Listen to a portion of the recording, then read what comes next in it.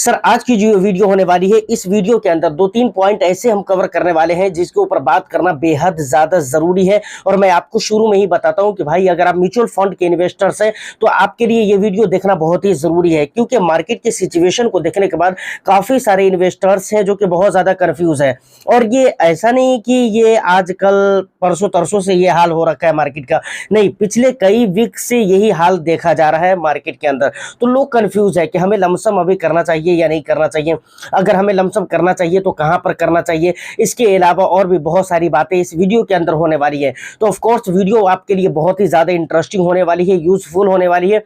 तो वीडियो को एक लाइक कर दीजिए, शेयर कर दीजिए।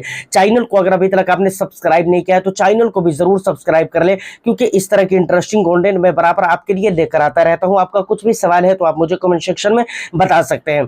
देखिए, सबसे पहले हम ये समझते हैं कि भाई मार्केट की जो ये हालतें हैं, और पिछले कुछ समय से आप देखें तो मार्केट लगातार एक साइडवेज ट्रेंड को इख्तियार किया हुआ है और साइडवेज ट्रेंड में मार्केट चल रहा है, समझ रहे हैं ना। अब मार्केट जब साइडवेज ट्रेंड में हो ना तो अक्सर ज्यादा कंफ्यूजन होते हैं ट्रेडर को, लेकिन यहां पर बहुत सारे इन्वेस्टर्स भी हैं जिनको कुछ ना कुछ कंफ्यूजन होता रहता है, क्योंकि बहुत सारे ऐसे इन्वेस्टर्स हैं जिनको भाई लमसम करना रहता है। तो वो इस बात के इंतजार में रहते हैं और इस टाइम का इंतजार में रहते हैं कि भाई मुझे लमसम का मौका कब मिल जाएगा, समझ रहे हैं ना। तो अभी अगर मार्केट को देखें, अगर पिछले कई सारे वीक से, तो आपको ऐसा पता चलेगा कि भाई मार्केट साइडवेज ट्रेंड के अंदर ही जा रहा है, समझ रहे हैं ना। ओवरऑल जो मार्केट जा रही है वो साइडवेज ट्रेंड के अंदर जा रही है। अच्छा, कल की डेट में मार्केट के अंदर पॉजिटिविटी देखने को मिली थी, लेकिन एक बात आप याद रखिए कि ये पॉजिटिविटी जब आपको देखने को मिलती है ना तो इससे बहुत ज्यादा खुश होने की जरूरत नहीं है, क्योंकि लगातार अगर मार्केट नेगेटिव परफॉर्म कर रहा है या साइडवेज ट्रेंड में चल रहा है तो एक दो दिन ऐसा निकल जाता है वीक में कि भाई वहां पर पॉजिटिविटी आपको देखने को मिलेगी। इसका ये मतलब नहीं होता है कि भाई वहां पर पॉजिटिव हो गया है, क्योंकि सेंटीमेंट जो होते हैं ना, मैं इससे पहले बहुत बात कर चुका हूँ सेंटीमेंट के ऊपर। सेंटीमेंट जो होते हैं ना वो सेंटीमेंट मार्केट के अंदर होता ही है, और सेंटीमेंट जो होता है मार्केट के अंदर ओवरऑल जाकर इन द एंड वही चीजें देखने को मिलती है जो होना चाहिए, यानी गिरावट ही देखने को मिलती है। अब देखिए, सबसे पहले एक बात और भी समझना पड़ेगा कि भाई मार्केट के अंदर जो ये लगातार लाल लाल जो दिख रहा है, मुझे रेड कलर जो दिख रहा है, आखिर इसके पीछे का रीजन क्या है, इसको मैं आपको समझाना चाहता हूँ। चलिए हम देखते हैं। देखिए, फाइनली हम यहाँ पर आ चुके हैं। सबसे पहले एफआईआई डीआईआई एक्टिविटीज के ऊपर हम नजर डालते हैं। तो सबसे पहले जो चीजें आपको मैं दिखला रहा हूँ ये देखना बहुत ही जरूरी है। देखिए, आपको यहाँ पर लग रहा होगा कि भाई मार्केट के अंदर ऐसा क्यों चल रहा है, आखिरकार इतनी ज्यादा सेलिंग क्यों हो रही है। तो देखिए, यहाँ पर एफआईआई ने कैश मार्केट के अंदर कल के डेट में भी बिकवाली करी है, लेकिन थोड़ी सी हरियाली आपको इसलिए दिखी मार्केट में क्योंकि डीआईआई वगैरह ने जो है वो खरीदारी की है अच्छी खासी, और उसके बाद दूसरी जगह पे एफआईआई वगैरह ने भी खरीदारी की है। उसके बाद अगर आप देखेंगे तो ये 13 जून फ्राइडे के दिन की मार्केट है। तो देखिए, फ्राइडे के दिन ये पूरा रंगीन रंगीन नजर आ रहा है, समझ रहे हैं ना। डीआईआई ने 3041 करोड़ की खरीदारी की थी। उसके अलावा हर जगह पे एफआईआई ने सेलिंग सेलिंग सेलिंग और ओनली सेलिंग, भाई साहब ये चीजें चल रही मार्केट के अंदर। उसके बाद अगर आप देखेंगे कि भाई यहाँ पर 12 जून की मार्केट को, तो 12 जून की मार्केट ये रही, समझ रहे हैं ना। डीआईआई ने सिर्फ ओनली खरीदारी की है कैश मार्केट के अंदर, देख सकते हैं आप। कैश मार्केट के अंदर डीआईआई ने 9,393 करोड़, मतलब अच्छी खासी, बहुत अच्छी खासी खरीदारी की है।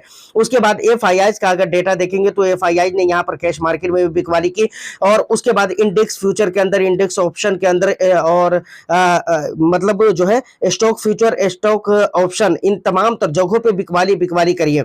तो इस तरह के मार्केट के डेटा निकल कर आते हैं, और यही सारा रीजन है जिसकी वजह से मार्केट के अंदर पूरा ग्राफ आपको लाल लाल दिखता है और आपकी पोर्टफोलियो लाल लाल दिखती है भाई। तो भाई ये एफआईआई डीआईआई एक्टिविटीज का डेटा थे जो कि आपके सामने मैंने दिखलाया है। तो आपको यहाँ पर पता चला होगा कि भाई लगातार इंडियन स्टॉक मार्केट के अंदर से एफआईआई सेलिंग करते जा रहे हैं। और क्या लगता है कि भाई एफआईआई यहाँ पर सेलिंग कर रहे हैं, डीआईआई क्या लगता है आपको खरीदारी ही कर रहे हैं।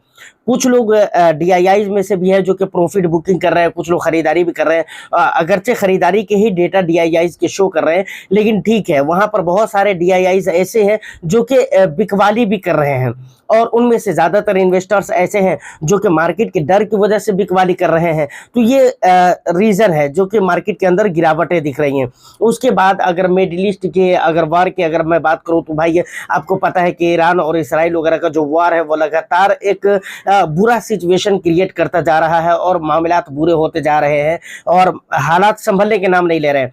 तो उसके असरात भी है। अगर दुनिया भर के ग्लोबल मार्केट को अगर आप देखेंगे तो ग्लोबल मार्केट के ऊपर भी लगभग यही सारी चीजें और इसी तरह की चीजें आपको देखने को मिलेगी। हाँ, हफ्ते में किसी एक दिन दो दिन अगर पॉजिटिव हो जाता है उसका ये मतलब नहीं है कि भाई वो पॉजिटिव हो गया। जैसा कि मैं पीछे बोल चुका हूं कि भाई वो सेंटीमेंट जो होता ना, अभी हाल फिलहाल में दुनिया भर का जो सेंटीमेंट है वो नेगेटिव ही सेंटीमेंट है। और उसके पीछे का रीजन यही है कि भाई तनाव का जो एक सिचुएशन बना हुआ है, वॉर जो हो रहे हैं एक दूसरे के साथ, तो इसकी वजह से देखिए हम जाहिरी तौर पर ये देख रहे हैं कि भाई ईरान और इसराइल के बीच में वॉर हो रहा है, लेकिन आपको पता होना चाहिए कि बैक से सपोर्ट जो है ना कई सारे देशों का रहता है, समझ रहे हैं ना। जैसे कई सारे देश ऐसे हैं जो कि इसराइल के पक्ष में है, कई सारे देश ऐसे हैं जो कि ईरान के पक्ष में है।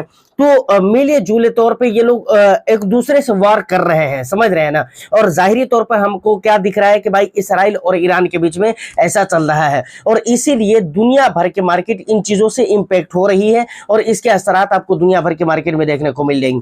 अगर हमारे इंडिया की बात करें तो इंडिया में शुरुआती के टाइम पर अगर मैं बात करूं तो मानसून वगैरह का जो मामला था वो भी ठीक ठाक था।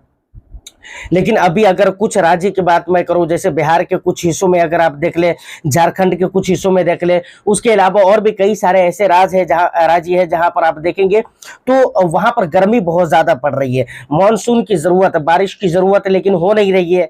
तो इन चीजों का असर हमारे फूड इन्फ्लेशन के ऊपर पूरी तरह से देखने को मिलता है। क्योंकि अगर ऐसा हुआ, अगर उपजनी नहीं हुआ, अगर अनाज नहीं हुआ, तो फूड इन्फ्लेशन के ऊपर इसका इंपैक्ट हमारे को देखने को मिलेगा और भी बहुत सारी चीजों के ऊपर हम इसका इंपैक्ट देखने को मिलता है। देश की इकोनॉमी, जीडीपी के ऊपर भी इसका इंपैक्ट देखने को मिलता है। तो भाई ये सारे रीजन है जिस रीजन की वजह से इंडियन स्टॉक मार्केट के अंदर भी अभी हाल फिलहाल में रिटर्न्स नहीं बन रहे हैं। तो ये सारी बातें यहाँ पर कंप्लीट हो जाती है। लेकिन हाँ, अभी जो मेरा असली मुद्दा है, मेन मुद्दा है, वो अभी भी बाकी है कि भाई हमारे को अभी लमसम करना चाहिए या नहीं करना चाहिए। अगर करना चाहिए तो कहाँ पर लमसम करना चाहिए। देखिए एक बात आप समझिए कि भाई दो तरीके से आप लमसम के लिए तैयार हो सकते हैं। मतलब दो चीजों को देखकर आप लमसम कर सकते हैं। सबसे पहला तो ये है कि भाई पी रेशियो वगैरह को आप देखें और उसके हिसाब से जब मार्केट के अंदर आपको लगता है कि भाई पी इस हिसाब किताब से चल रहा है तो आप वहां पर कम के लमसम करें।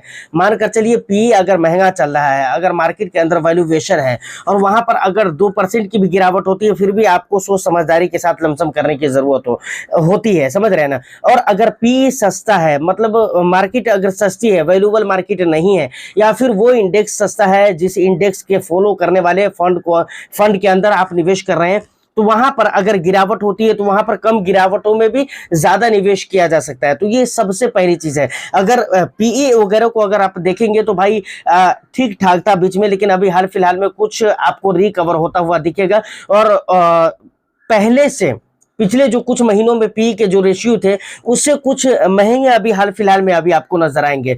तो अगर मैं बात करूं भाई गिरावट की, तो गिरावट तो होगी, लाजिम है कि भाई गिरावट होगी मार्केट के अंदर। लेकिन एक बात याद रखें कि ये जरूरी नहीं है कि भाई मार्केट एक ही दिन में बहुत ज्यादा परसेंट में गिरेगा या 2 ही 4 दिन में बहुत ज्यादा परसेंट में गिरेगा। तो लमसम करने की बात है तो एक बात आप याद रखें कि भाई थोड़ा थोड़ा करके अगर अच्छी खासी 1% 1.5% से ऊपर की गिरावट होती है तो थोड़ा थोड़ा करके आप लमसम करिए, यही मैं कहूंगा, समझ रहे हैं। और यही तरीका बेटर भी रहेगा मार्केट के अकॉर्डिंग। क्योंकि अगर आप इस इंतजार में रहेंगे कि भाई मार्केट बहुत ज्यादा गिरे तो वो तो होगा नहीं, बहुत ज्यादा तो एक दिन में मार्केट गिरेगी नहीं, समझ रहे हैं ना। तो इस इंतजार में आपको रहने की जरूरत नहीं है, नहीं तो फिर आपको ऐसा लगेगा कि भाई लमसम के मौके ही नहीं मिल रहे। 1-1.5% की गिरावट हो, 1% से ऊपर की गिरावट हो, तो थोड़ा थोड़ा करके आप लमसम करिए और बहुत कम कम करके लमसम करना है, बहुत कम कम करके। मान कर चलिए 1 लाख रुपए अगर आपके पास है लमसम करने के लिए, तो वहां पर आपको सिर्फ 5,000, 7,000, 10,000 रुपये से नीचे के लमसम आपको करना है। क्योंकि भाई मार्केट का भी कुछ भी भरोसा नहीं है, कुछ भी श्योर होकर कोई भी आपको मार्केट के अंदर नहीं कह सकता है। तो मार्केट के अंदर अभी भी बहुत ज्यादा गिरावट होगी, धीरे धीरे करके होगी, ये पॉसिबल है। रीजन है उसके पीछे, कई सारे रीजन है जिसकी वजह से मैं आपको ये कह रहा हूं। तो पैसे बचा कर भी तो रखना जरूरी है ना, तो इसीलिए आपको इस बात का ख्याल रखना है। अब कहां पर आपको लमसम करना है, तो देखिए इसका तो सबसे बेहतर तरीका यह है कि आपको फंड या फंड के कैटेगरी को नहीं देखना चाहिए, बल्कि बेहतर तरीका यह है कि आपको अपने रिस्क एपिटाइट को देखना चाहिए कि भाई हमारे लिए सूटेबल कहां पर हो सकता है। मानकर चलिए अगर मेरी पोर्टफोलियो में 5 फंड है, जहां पर स्मॉल कैप है, मिड कैप है, मल्टी कैप है और सेक्टरल एंड थेमेटिक फंड है और भी कोई फंड है, तो वहां पर हमारे को यह देखना चाहिए कि हमारे रिस्क एपिटाइट के हिसाब से, हमारे गोल के हिसाब से, हमारे इन्वेस्टमेंट होराइजन के हिसाब से कहां पर इन्वेस्टमेंट करना सही रहेगा। स्मॉल कैप, मिड कैप या फिर मल्टी कैप, फ्लेक्सी कैप वगैरह में इन्वेस्टमेंट करना सही रहेगा। तो ये चीज आपको देखना चाहिए। प्लस ये भी देखना चाहिए कि भाई जिस दिन जिस इंडेक्स के अंदर गिरावट हो रही है, मानकर चलिए आपके रिस्क एपिटाइट अलाउ करता है कि आपको फ्लेक्सी कैप में निवेश करना चाहिए, लेकिन गिरावट स्मॉल कैप में हो रही है, तो उस दिन आपको फ्लेक्सी कैप के फंड में निवेश बिल्कुल नहीं करना चाहिए। जब फ्लेक्सी कैप को फॉलो करने वाले इंडेक्स के अंदर गिरावट हो, तो ही जाकर आपको फ्लेक्सी कैप फंड के अंदर निवेश करना चाहिए। तो फाइनली ये सारी इंपॉर्टेंट बातें थी जो मैंने आपको बता दी है। उम्मीद करता हूं कि वीडियो और इन्फॉर्मेशन आपको अच्छी लगी हो। बट इन तमाम तर मुद्दों पर आप कैसे सोचते हैं, आपका क्या कहना है, आपका जो भी वैल्यूबल फीडबैक हो आप मुझे कमेंट सेक्शन में जरूर बताइएगा। वीडियो को एक लाइक करके शेयर कर दीजिए। चैनल को अगर अभी तक आपने सब्सक्राइब नहीं किया है तो चैनल को भी जरूर सब्सक्राइब कर लें। मैं फिर मिलता हूं किसी नेक्स्ट एंड इंटरेस्टिंग वीडियो में। जब तक के लिए all the best. Thank you for watching.